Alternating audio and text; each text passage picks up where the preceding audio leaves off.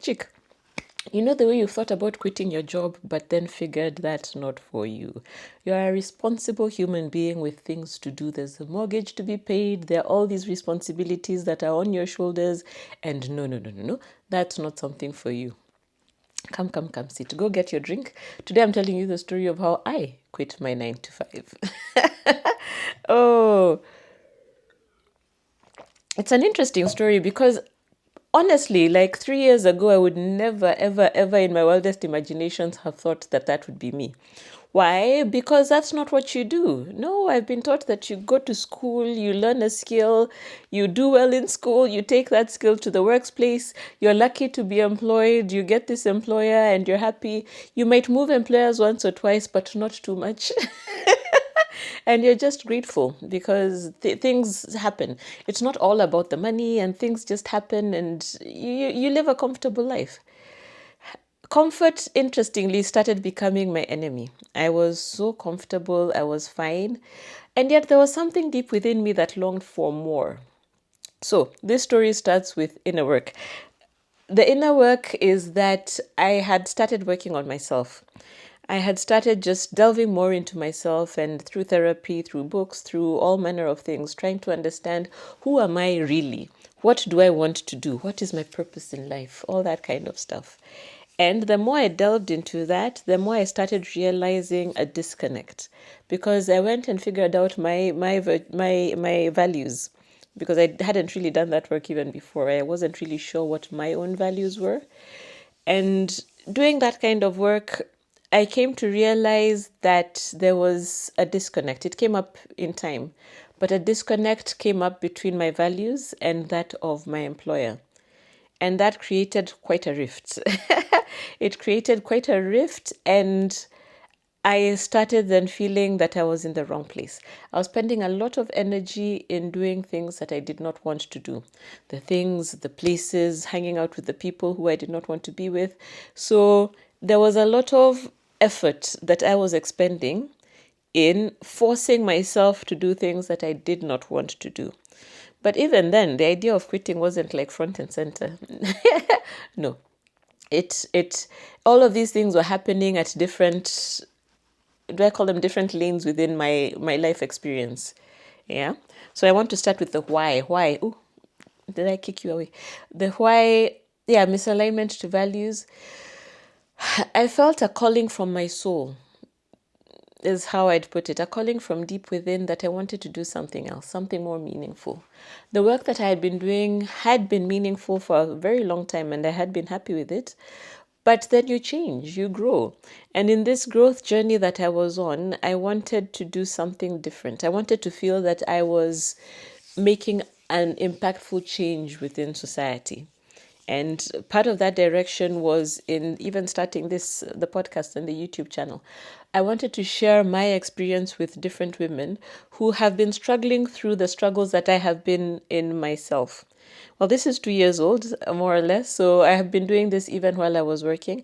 I wrote my book, Date Like Cleopatra, even while I was working. And that was part of the same thing. I felt the need to share my experiences and the input from all the reading and all the work that I had been doing, and to share it out there so that other women did not have to go through the same struggle. So I was doing it piecemeal, but then I wanted even more. I felt really a calling to move away from the workspace that I'd been working for more than 20 years. So when I say I don't take this lightly, it was really not a light thing to do. But when you feel that you're inside yourself, your soul is calling you to do something different, it's beautiful to be able to listen to that calling, which is what which is a space I found myself in. So that's the why. The how, yes, the inner work. So without really knowing it, because it's not something that I was really consciously working on, I had started moving towards the kind of books that were challenging my beliefs in the 9 to 5. I don't see it here, but one of my really favorite books was Tim Ferris, The 4 Hour Work Week. And what there he challenges is the concept that everyone should work from 9 to 5. He says that the 9 to 5 is such an abstract thing. If you can do your work in a shorter period of time, why do you still need to be there for the 9 to 5? And that kind of thing. So it was the first time that I was really putting seeds within my own mind that challenged this way of doing things that I had taken for granted to be the thing that just is. Uh, Identity. Oh, this was a big one. So my identity had become completely tied with my employer, my job title. That was who I was. Whenever I'd meet new people, that is what I'd explain myself as being. So I came to realize this at some point in my journey, and I realized that I wanted to understand who I was as separate from my employer, from my job title, from the work I did. I wanted to be able to conceptualize myself as myself, differently from all that. And it, again, inner work, it has a lot to do with the kind of journey that I was on. It's a self searching journey. So if I cannot practically see myself as separate from my work, then I'm not really fulfilling my search for self. And it was really, really difficult because this was one of the things when I did eventually quit my job. One of the hardest things in my head, anyway, was trying to figure out what would I tell people. When they ask me, what do you do? What am I going to say? Because this particular company I'd been with for 14 years. So you can imagine, it just becomes something so second nature, so natural. Yeah. And my area, I'm a lawyer. So that is just something that would come out from my mouth and unthought of. So now that I started having to rethink, I was really, really scared because my ego was concerned. If that is not where we work and what we do, who are we? Yes, and that was what I wanted to find out. So it was a super big challenge to myself because I truly, truly wanted to know that. Purpose. I started blending more towards my purpose, understanding that I truly, truly, truly want to engage with women and empower women. I feel that I've lived through so much that other women do not have to live through to come out on top. I can talk, I can speak, I can reach out to women and tell them that this is the pitfall that I went through, I escaped, and this is how you can escape it yourself. So I truly, truly felt a longing and a calling to improve the world by improving the empowerment of women. And this is very much internal. The feelings that we have, the internal blocks that we have because of how we've been raised up, because of the patriarchy, yes, because of society, because of religion, because of culture, all these things that have been set up on our shoulders to tell us that we are less. And that for me is something that I feel truly strongly about. That's why Date Like Cleopatra, the good girl flips the script. It's this notion that being a good girl, which I had always thought was really what I needed to be, until I was in my 40s. This is when I came to realize that no, that is actually I have an image in my mind of a trap. You know those traps that they have in the jungle. So it's like it's a net. So you walk into the net and then it folds itself up and pulls you. I was watching a movie recently that must have had that. I forget the name of the movie. But it's that net that I have been living in my whole life and thinking that this is the right journey, thinking that this net is exactly where I'm meant to be. This space where I cannot move my hands is exactly where I belong, and thinking that, yes, this is perfect. So it wasn't until the net started loosening up and I started being able to stretch my hands a little bit and stretch my feet and then realize that there's space and realize that there's so much more that I can be doing, that I thought, wow, this has been a jail I've been living in. And then it became then my purpose to help other women out of this jail. And that is part of the reason of why we're doing this. So yes, my soul was unhappy. My soul was unhappy in that space. I found myself in a space where my soul did not want to be, specifically because my values had been crossed. So these steps, this was the how. These steps, when you are able to connect to what is wrong within you, then your soul again will give you directions to understand that You're never stuck. You are creator, as I always say. You are the one who's creating your own life. So if you find yourself in a space that just looks like a jail, like I said, you find yourself as though you're imprisoned, then it is within your power to do something about it. And I truly believe that. And it became that these are the things I talk about here.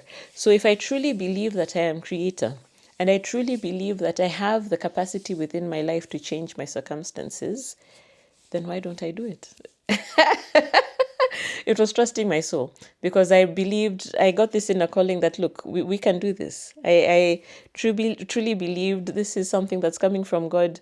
We can do this. You do not need to be in this space where you truly do not want to be in. Then the next step becomes to trust, to close your eyes and go in faith. When? So now that the first one was the why, misalignment with values. The next one was the how, through the inner work. Then the next question became when. Because now I've been having these conversations with myself, and then I've been doing the inner work, and I've come to the realization that the step that I need to take is to leave employment. Then the next thing became the when. So I had started doing my coaching work already. I had done the course on coaching and I had started already engaging in that. But it's not like the business had really picked up. I had started the book. I mean, I had the book, Date Like Cleopatra. But quite frankly, what was happening was that my energy, my mind was completely within my job. Because again, that's what I've been taught to do. So I wasn't truly able to separate my effort to be able to be concentrating on these other businesses as well as doing my 9 to 5. And so I did not, for me, it was not my what? It was not my intention to wait to have something stable on the side before I went, because for me I needed to really just move. I was hostage, more or less. I felt like I was a hostage, and not because of my employer, but because of my own blocks and because of my own ways of thinking. So I needed to get out before I even had something else that was steady to do. Tim Ferris, in his book, The 4-Hour Work Week, actually just says you should not do that. What he proposes is to do the other way around, to start your side hustle beforehand, and once it starts picking up and you're earning the same amount as you had when you were employed, then that's when you can consider leaving. And there is no straight answer. There is no, this is when to do it. No, this will be up to you and will vary based on your circumstances. So one of the things that I did when I was still trying to figure out, is this something I want to do or not, is I asked for a sign. Hi. I asked for a sign, and believe it or not, I'm not even joking. I saw a car. That day I was in some neighborhood that I never am in, and then I saw a car that was painted across the side. If you're looking for a sign, this is it. And I was like telling the universe, really, people, you have a sense of humor, but really. Yeah. And then there was like a retrenchment process going on at work. Then I thought maybe I should put my hat in for that as well. But deep down, my soul had told me not yet. Hold on, hold your horses, hold on. So I knew that it's something that I was going to be doing, and then I just needed to wait for the sign. I just needed to be sure on the time on when to do it. And then when the time came, it came completely out of the blue. It was it was like a domino effect. It's a couple of things that happened that made me realize that this is it. This is the time. Then I called myself into a meeting. I went for a super long walk. I took 3 days to really decide, the Friday, Saturday, and Sunday, to really decide. And because I had the notion on the Thursday, then once the decision was in, the decision, frankly, was there in on the Thursday, but I just needed to socialize my system with this decision. And on Monday, I gave in my resignation letter. Let me tell you, it was, I think, that Saturday and Sunday that I did not sleep because I was asking myself, what? So before I actually gave in my resignation letter, because it was, again, within me, it's an identity shift. My previous self who has been taught throughout the years, 20 years that you're working, and you're meant to know. You're a reasonable person. You're meant to know what you're doing and how you're doing it and how things are going to go step by step. And my more my feminine energy self, who realized that the way the world works is not necessarily how it has been set up. We've been taught that things happen in a certain way, and yet she was telling me that you need to give up this hold on what you know to be able to open up the door to what you don't. To be able to open up the door to bigger things, to what you want, because what I want is super grand, and I was not getting it within that particular path. So if I move into another direction, more of quantum leaping, if I move away from this direction that I have been trudging and realize is not going to take me into a millionaire kind of lifestyle, then try something else. Enter into business for yourself, which is what I am doing now, which is what I'm intending to do. And it wasn't easy. Had opportunity was, yeah, out of the blue. So that was the when. Then the last one is the what. Because I gave my notice and I had peace. And that's how you know that you've made the right decision. My internal system, even the ego that had been shouting up and down and asking questions, was more or less overridden by my soul, my higher self. And there was just peace within me. And I knew, yes, I've done the right thing. But then now the what? After you quit, what are you going to do? Because that for me was also one of the things. And I've gotten a lot of questions from a lot of people, which is part of the reason I'm doing this video as well. People who just want to understand, are you crazy? Then how do you do that? How do you get the balls? How do you get the oomph to decide that you're going to wake up and just leave without having a clear set of what's going to happen next?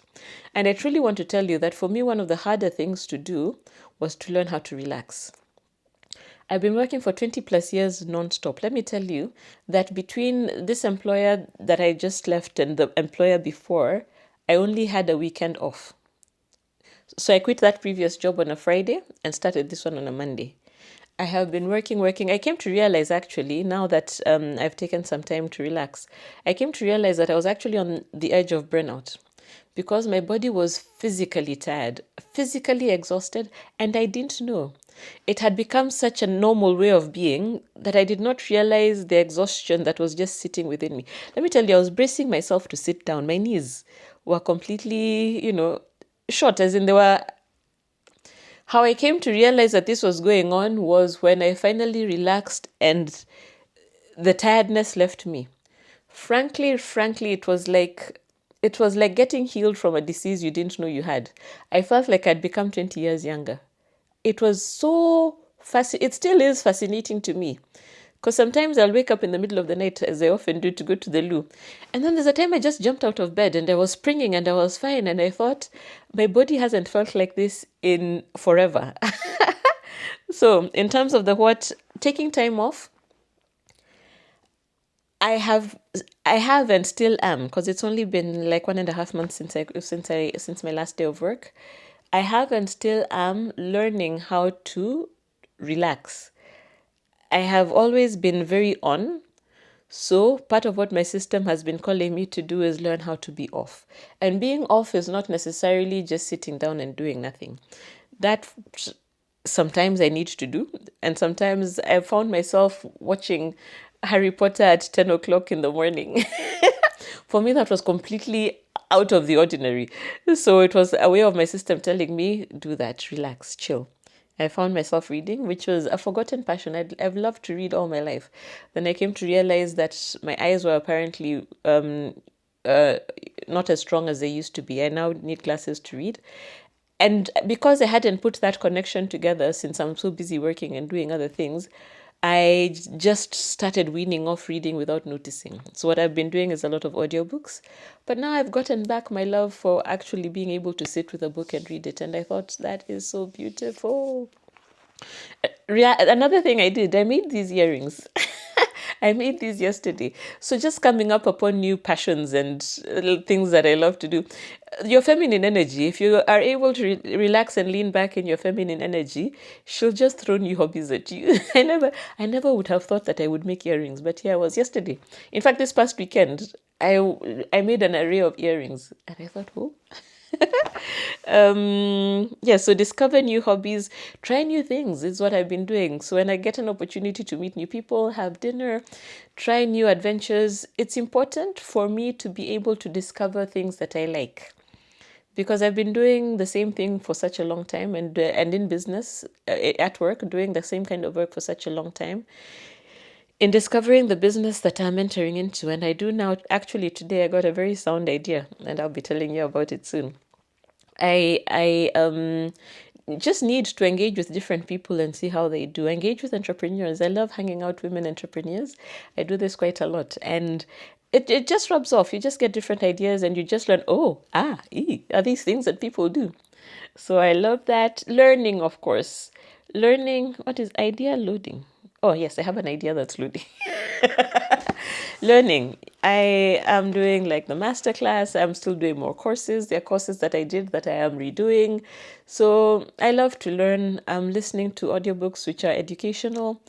And truly, this last month and a half has been beautiful. I must say, incidentally, I don't know why I didn't put it in my notes, but one of the things that is important to do is to figure out your financial setup before you go. You just need to know more or less how long it is that you'd be able to last, so that you can avoid that becoming such an issue in your mind. Even though I had done that activity, it still had started becoming an issue in my mind, and I'd started panicking that I have to work, I must do. Then I realized that, look, you're okay for a certain period of time. Concentrate on relaxing, because the money shall come. That's not the issue. And it's not that I doubt that it shall come. It's just that I'm used to controlling. Maybe that's really the word. I'm used to being in a great deal of control. So this is now letting it go a little bit, letting the universe take over. And I've realized from that, what happens is that I get a lot of ideas. I get a lot of business ideas being in my feminine energy. It truly helps. Then what I do is I write them down. Sometimes I look at them again. Sometimes I don't. Sometimes they get reinforced with different ideas that come up. But I feel that for me, this has been a much needed step, and it's only up from here. It's only the future is bright. So just some ideas for you. If this is something that you're thinking of doing, again, I don't advise you to go into it eyes closed. It's not because Shiro did it this way, let's go do it that way. Listen to your own internal calling. Listen to your own soul. Listen to God, or listen to the universe, or just yourself, your inner voice. Your inner voice will always guide you. So it's beautiful to be able to have that connection. And even when you have it, to deepen it from time to time. Because that's something I've noticed I've been able to do again in this 1.5 months, is to again deepen my connection with my inner voice and my soul and my higher self. Wishing you all the best, and see you next time.